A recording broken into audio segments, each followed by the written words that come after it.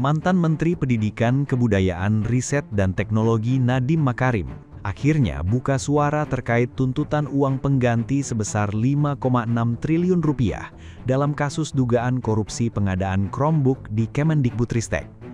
Dalam persidangan terbaru, Nadiem menilai tuntutan tersebut sangat menyakitkan bagi dirinya.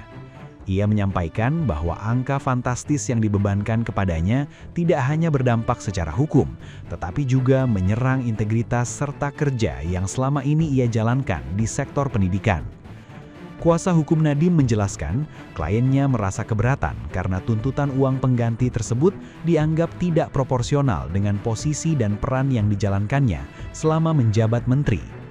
Tim pembela juga menyebut sejumlah keputusan dalam proyek pengadaan perangkat pendidikan dilakukan melalui mekanisme birokrasi dan melibatkan banyak pihak.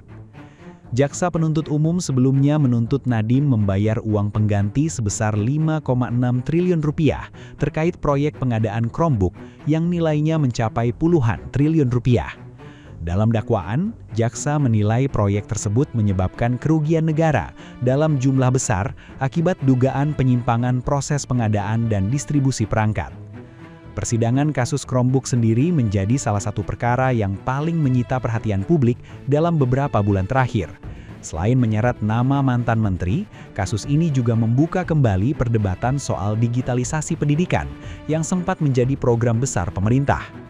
Di depan majelis hakim, pihak Nadiem melalui kuasa hukumnya berupaya menegaskan bahwa proyek pengadaan perangkat digital saat itu dilakukan untuk menjawab kebutuhan pembelajaran jarak jauh selama masa pandemi COVID-19.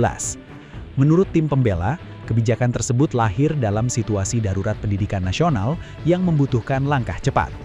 Namun, jaksa penuntut umum menilai terdapat sejumlah persoalan serius dalam proses pengadaan, mulai dari spesifikasi perangkat, mekanisme distribusi, hingga dugaan pengondisian proyek yang dianggap tidak sesuai aturan. Kasus ini makin menjadi perhatian karena nilai tuntutan uang pengganti yang diajukan tergolong sangat besar.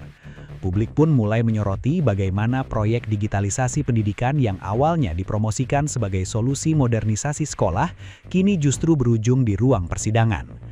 Nadiem dalam persidangan juga disebut tetap menghormati proses hukum yang berjalan. Meski demikian, ia merasa tuntutan tersebut telah memberikan tekanan besar terhadap dirinya dan keluarganya. Sejumlah pengamat hukum menilai perkara Chromebook akan menjadi salah satu kasus penting dalam penegakan hukum sektor pengadaan barang dan jasa pemerintah. Selain menyangkut anggaran besar, kasus ini juga berkaitan langsung dengan kebijakan pendidikan nasional pada masa pandemi.